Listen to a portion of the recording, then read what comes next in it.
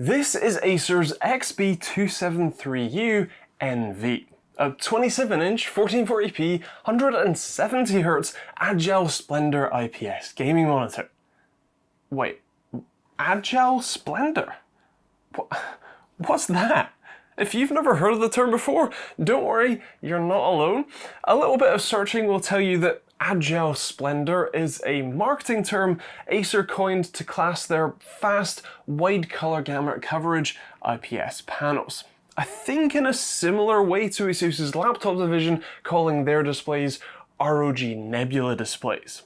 So the main factor here is the 1 millisecond response time. That's in quotes because, well, it just isn't 1 millisecond.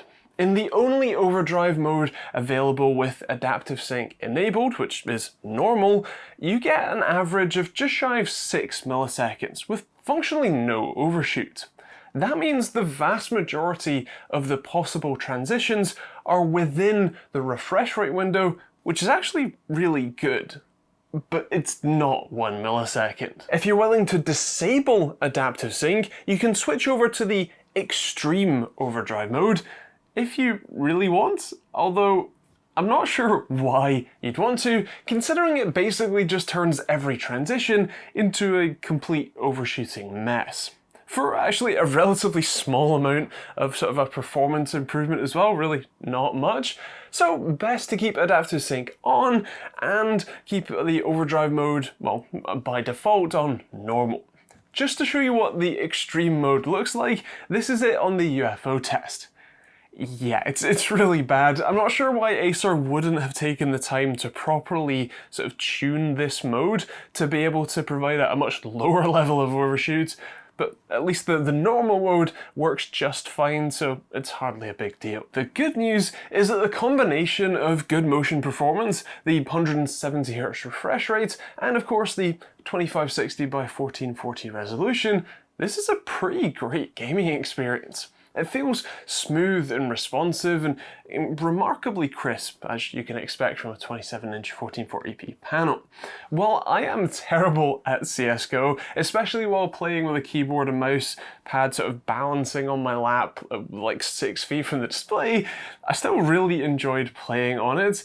Even the input lag is great, with my time sleuth reporting just 1.3 milliseconds of on-display latency, and NVIDIA LDAT reporting a perfectly respectable 24 millisecond of total system average, so a good shout all round. There's even more good news, as the sticker that is right next to the Agile-Splendor IPS one also suggests a great content creation and even consumption experience, as while I can't find any specific claims on Acer's site for this model, generally that color accuracy sticker denotes a delta E of under 2, the limit of the human eye's perception for color.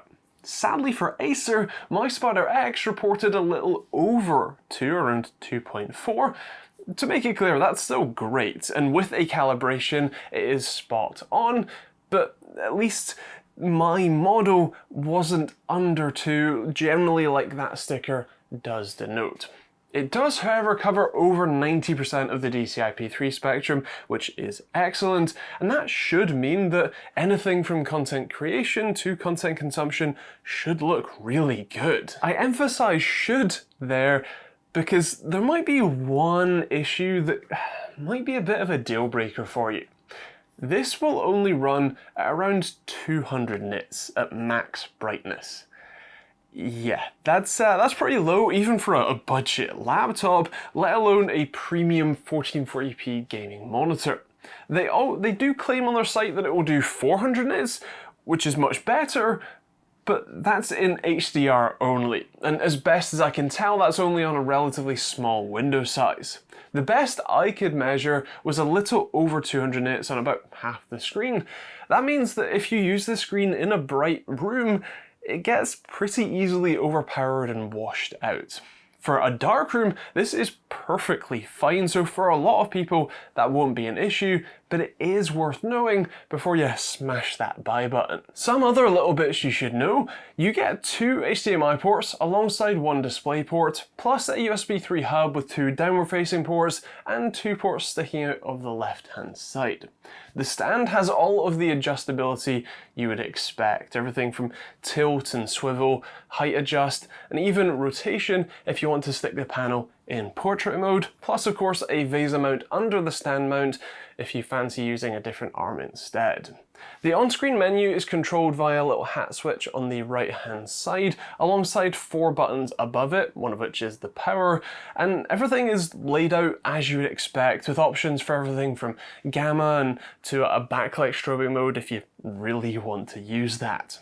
As for the design and styling of the monitor, the back actually looks really nice to me. I really like the sort of triangular pattern, and the RGB lighting is set up in a way that I feel is actually of some benefit to you, or at the very least more visually appealing, where it's clearly designed to mostly reflect off of your wall, rather than small kind of accent lights that you'll barely notice unless you actively look at the thing from behind. The only thing to mention about the bezels is, while all the top left and right ones are flush with the display as you'd expect, the bottom chin bar is an absolute chonker.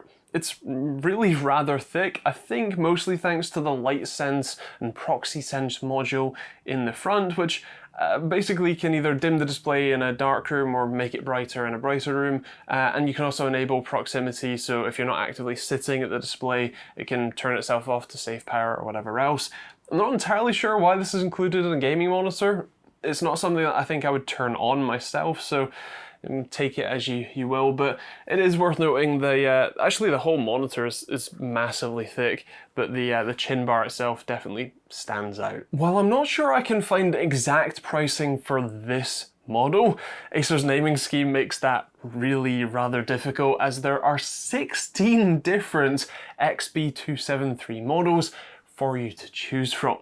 But from what I can see, this generally sits about the same, or sometimes a bit higher, than Gigabyte's M27Q-X, their newer 240Hz 1440p IPS option, which I think I would have to recommend instead of this, especially since that can hit 450 nits in SDR, which is much more reasonable. Plus, of course, the faster refresh rate is always nice.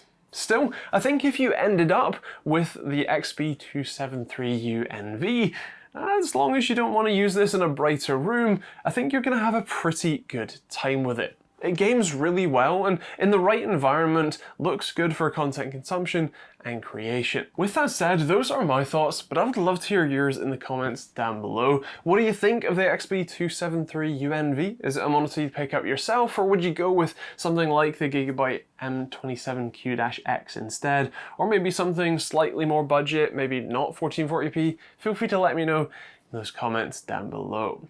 If you want to pick up one of these or check out pricing when and where you watch this, I'll leave a global Amazon affiliate link in the description for you to check out. That should take you to your local Amazon store where, hopefully, if I can find it, you'll see pricing when and where you watch this. Otherwise, that is kind of it. If you want to see more videos from me, you can hit the subscribe button and turn on the bell notification icon. Maybe check out some of the other monitor reviews, as I have plenty on the channel that you can check out. Those would be on the end cards. And if you want to support the channel, there's a load of ways to do that, as always, through YouTube, through Patreon, through picking up a hoodie or t-shirt like this one, or the other affiliate links if you're buying from places like Overclocks UK. There's a link down there for that. Otherwise, thanks for watching, hope you enjoyed it, we'll see you on the next video.